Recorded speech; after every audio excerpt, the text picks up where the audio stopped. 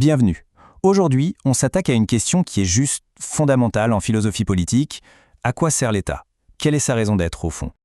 La question a l'air simple, mais en fait, tout le débat, tout le piège, il se cache dans un seul mot. Première. C'est là que se niche toute la tension philosophique qu'on va explorer ensemble.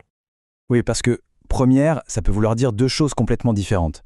Est-ce qu'on parle de la fonction qui est venue en premier, chronologiquement, celle qui a poussé les humains à créer l'État? Ou bien, est-ce qu'on parle de sa fonction la plus importante, la plus noble, son but final? Cette petite distinction, en fait, c'est la clé de tout ce qui va suivre. Alors, pour y voir plus clair, voilà le parcours qu'on va suivre. On va explorer ce débat à travers 6 grandes étapes, 6 regards de philosophes qui vont éclairer la question de manière parfois radicalement opposée. Allez, c'est parti. Première étape, la question fondamentale. On commence par poser les bases de cette grande discussion. Aristote, ici, il nous met direct dans l'ambiance. L'enjeu est immense. Sans une vie politique organisée, sans État, on risque de sombrer dans le pire de nous-mêmes. Mais alors, d'où sort cet État? Comment est-il né? Eh bien, il y a 2 grandes écoles, 2 grandes visions qui s'affrontent. Pour les essentialistes, comme Aristote, l'État c'est juste le prolongement naturel de qui on est. C'est dans notre ADN d'être des animaux politiques. Et puis, il y a les contractualistes, comme Hobbes, qui disent « Non, l'État n'a rien de naturel. C'est une invention, une construction, un contrat qu'on a passé pour régler un problème. » Cette différence, elle va tout changer pour la suite. Commençons avec la réponse la plus viscérale, celle qui part de notre besoin le plus primaire, la survie. Bienvenue dans le monde de Thomas Hobbes. Pour Hobbes, sans État, on est à ce qu'il appelle l'état de nature. Et c'est pas du tout un paradis perdu, c'est un état de méfiance totale, de violence, où la vie est une guerre de tous contre tous. La logique de Hobbes est vraiment implacable. On part de cet état de nature, la guerre totale.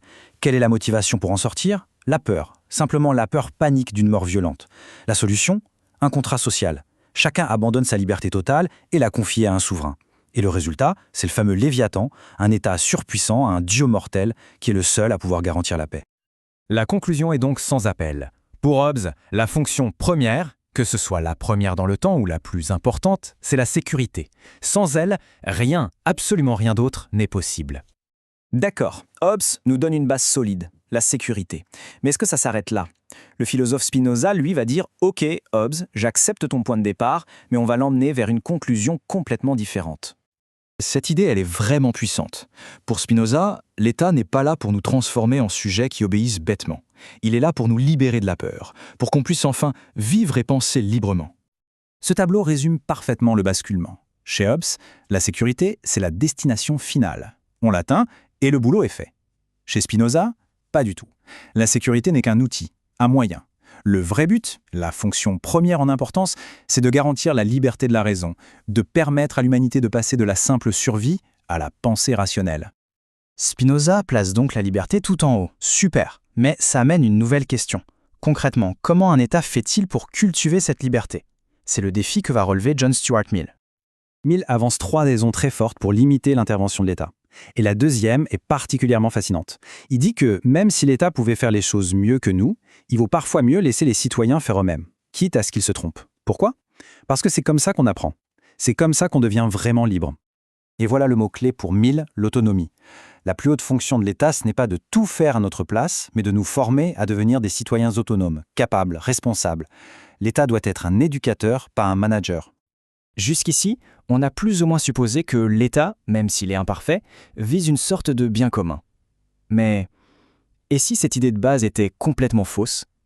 Friedrich Engels arrive avec une perspective qui fait voler en éclats tout ce qu'on a vu avant. Pour Engels, l'État n'est pas du tout né d'un contrat pour le bien de tous. Non, il est né de la division de la société en classes.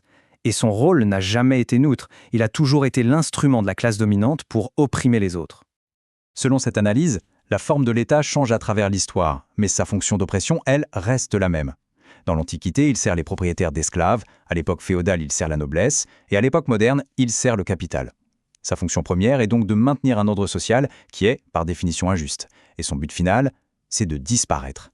On termine ce parcours avec un avertissement qui est étrangement prophétique. Une mise en garde contre un État qui réussirait trop bien sa mission de prendre soin de nous. C'est le grand paradoxe de Tocqueville. Tocqueville imagine un nouveau type de despotisme. Un despotisme doux. Un État qui ne tyrannise pas. Au contraire, il prend tout en charge, il veut notre bonheur. Le problème, c'est qu'il veut en être l'unique agent et le seul arbitre. Le danger, ici, ce n'est plus la violence. C'est une sorte de douce asphyxie.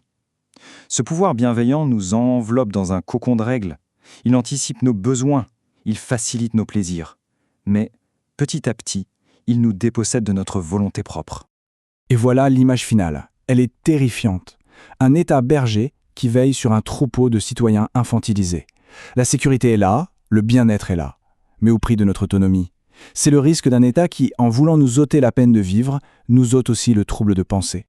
Alors la question finale, elle nous est renvoyée directement.